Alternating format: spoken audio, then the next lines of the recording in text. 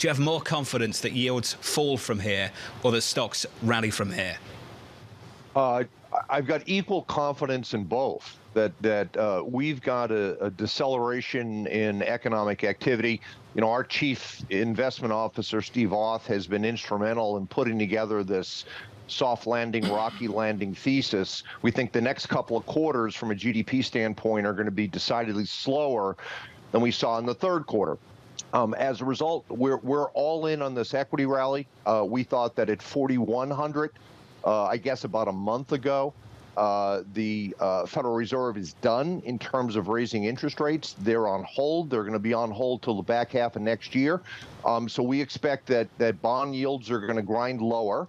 They've gone from 5% to 4.5%. We think that stocks are going to grind higher. They've gone from 4,100 to 4,500, and we think that's a trend that's got legs. Phil, you're the only one that'll remember this. It's always good to quote the Dow on a Monday morning. Phil, I'm going to go back to 1977, and the Dow was 894. We had a first leg of a bull market out of 74, and then some real, not malaise, but, you know, just some angst. And then, boom, in 77 it began. Is this the second leg of a bull market? We think it is, and we think the Federal Reserve has done everything it needs to do in terms of creating that positive relationship between where's the upper band of the funds rate at 5.5% now, and where's nominal annualized CPI inflation, which is 3.2%.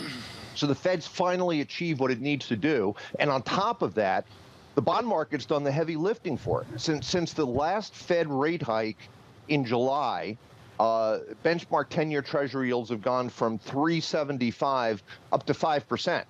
That gives the Fed the luxury, in my view, to step back and say, you know what, we don't have to hike anymore.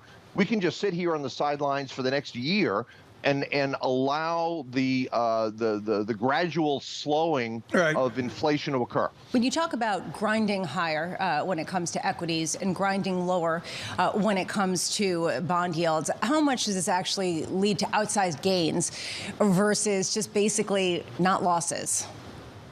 Well, we think there will be outsized gains because if I gave you a little snapshot of our target for this year from 4,100 to 4,600.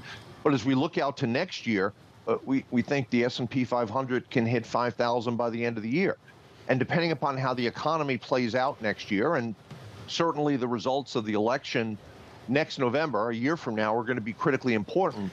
The potential prospect of more business-friendly, more market-friendly fiscal policies could allow that rally to continue up in the 25 and 26 period. So we could have a really nice couple of year period here, but obviously there's a couple of shoes that need to drop and fall into place here in order to be able to make that forecast with a higher degree of confidence.